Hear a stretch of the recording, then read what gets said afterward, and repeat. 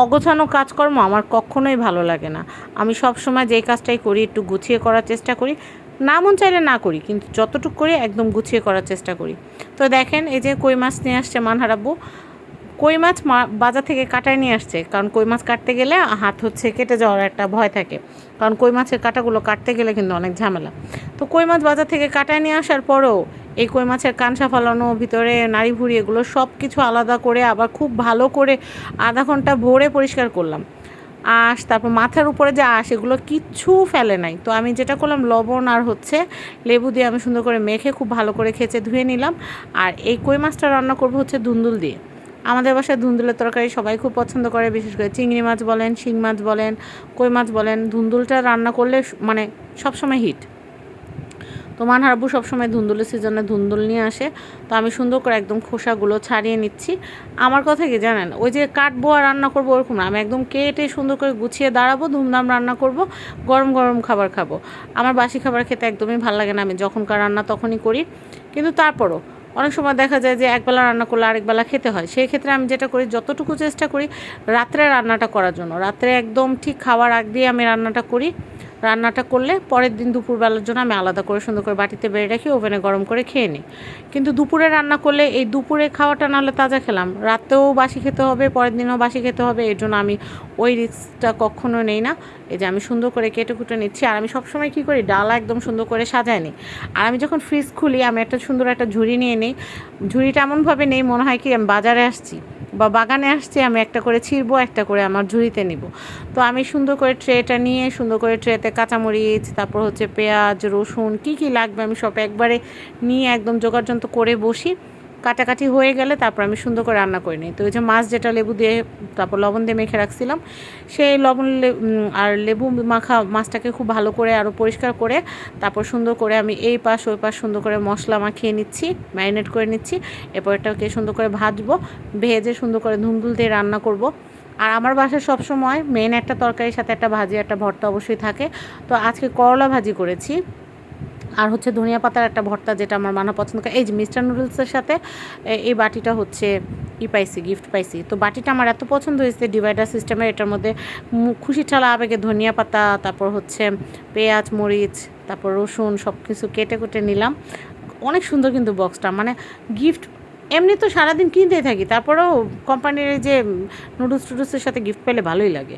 তো যাই হোক, এই যে বড় একটা মেলা কড়াই নিয়ে নিচ্ছি, মেলা কড়াইয়ের মধ্যে সুন্দর করে মাছগুলোকে উল্টে পাল্টে ভেজে নিচ্ছি, ভেজে নিব। এরপর হচ্ছে মানে তসুজি হইতেছে না, মানে কড়াইটা যে তাতাবো সেই ধৈর্যটা হইতেছে না।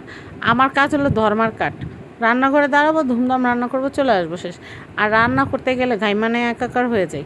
তারপরেও দেখা যায় যে নিজের হাতে রান্না করা একটা খাবার খাওয়ার কিন্তু একটা তৃপ্তি আলাদা। মানহার আব্বু মাঝে মধ্যে বলে যে রান্না করার জন্য লোক রাখি, পরে আমি বলছি না ভাই, দরকার নাই, এখন যে পরিস্থিতি, খাবার তো না বিষ খাওয়াই দিয়ে যাইব কে বুয়ারা।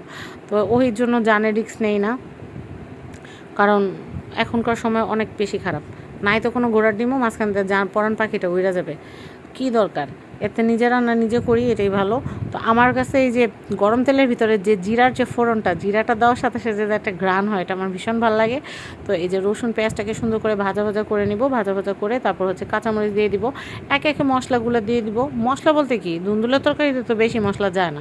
তারপর যেটা একদম না দিলেই না, মানিজ্যত যেগুলো না দিলে না, মানে মানিজ্যত থাকবে না, সেগুলো দিয়ে দিব। যেমন লবণ তো দেওয়া লাগবেই, একটু ধনিয়া গুঁড়া দেওয়া লাগবে। তো দেখি কী কী দেই। এই যে আমি পেঁয়াজ রসুনটা আর কাঁচামরিচটা ভাজার পরে মশলা দেওয়ার আগে আমি সুন্দর করে আমার যে ধুন্দুলটা রাখছি কেটে, আমি সেই ধুন্দুলটা দিয়ে দিলাম। মানহার আব্বু আগে কী করতো, বাজারে পাঠালে উনি হচ্ছে আধা কেজি ধুন্দুল নিয়ে আসতো। তো খোসা ছাড়ানোর পরে ধুন্দুল তো আধা কেজি কিছুই না, মনে হয় আনছি না, হাসামিস আর কি। তো আমি বলি যে সবসময় সবজি যেটা আনবা 1 কেজি আনবা, কারণ 1 কেজি না আনলে হয় না, বিশেষ করে ধুন্দুলটা। তো এই যে ধুন্দুলটা সুন্দর করে ভেজে নিলাম, তারপরে ধুন্দুল থেকে পানি উঠছে,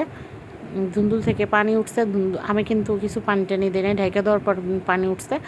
পানি ওঠার পরে আমি যেটা করলাম, এটার মধ্যে হচ্ছে লবণ, তারপর ধনিয়া গুঁড়া, আর হচ্ছে একটা স্বাদে ম্যাজিক দিব এটাতে।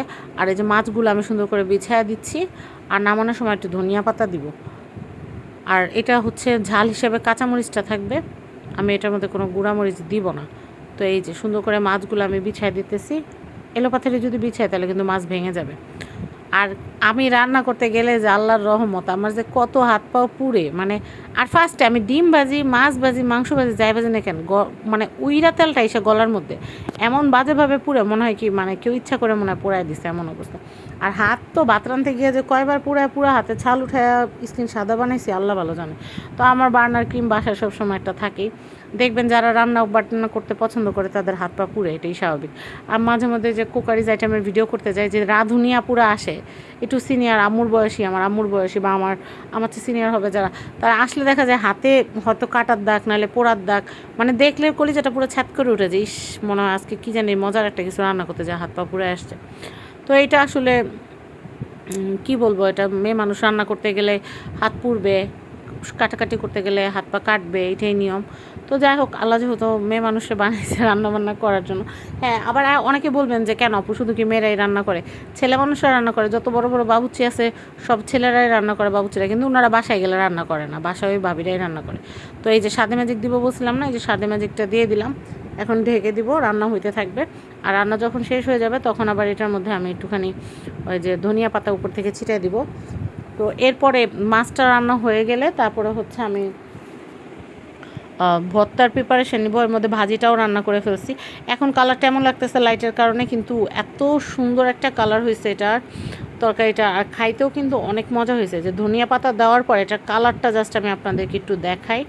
এই দেখেন কালারটা কি সুন্দর আসছে, কি সুন্দর আসছে, অনেক সুন্দর একটা কালার আসছে রান্নাটা হওয়ার পরে। তো নামানোর সময় একটু কাঁচামরিচও দিছি, ধনেপাতা দিয়ে দিছি। তো আমি একটুখানি দেখাচ্ছি যে ভাজিও রান্না করছিলাম, তো ভাজিও রান্না করছি, আর তরকারিটা এত মজা হয়েছে মানে বলার বাইরে, মাশাল্লাহ। তো এরপর আমি যেটা করছি সেটা হচ্ছে ধনিয়া পাতা ভর্তা, যেটা আমার মেয়ে খুব পছন্দ করে। এই ভর্তাটা বানাইলে মানে আমার জিজ্ঞেস করে আমি এই ভর্তাটা তুমি কেমনে বানাও? তো আমি বলছি মা তোমার তো এখনই এগুলো বানাইতে হবে না, আরও সময় বহুত আছে, তুমি বানাইতে পারবে, এখন পড়ার দিকে মন দাও। তো আমি বলছি যে রেসিপি দেওয়া থাকবে তুমি ওখান থেকে দেখো, বেশি কিছু না, একটুখানি পেঁয়াজ, একটুখানি রসুন আর হচ্ছে কাঁচামরিচটা একটু ভাজা দিয়ে নেব, ভাজা দেওয়া হয়ে গেলে ওটার মধ্যে ধনিয়া পাতাটা দিয়ে একটু কিছুক্ষণ টেলে ব্লেন্ডারের মধ্যে আমি ভর্তাটা বানাই। কারণ আমার পাটা বাটাবাটি করতে অনেক দিন শখ করে গেছি যে আজকে পাটা বেটে ফাটায় ফেলাবো। ও মা গো, পাটার মধ্যে 2টা ঘষা মারলে মনে হয় 3টা ঘষার সময় মনে হয় আল্লাহ আমার বাস আমি কিয়ের মধ্যে আসি।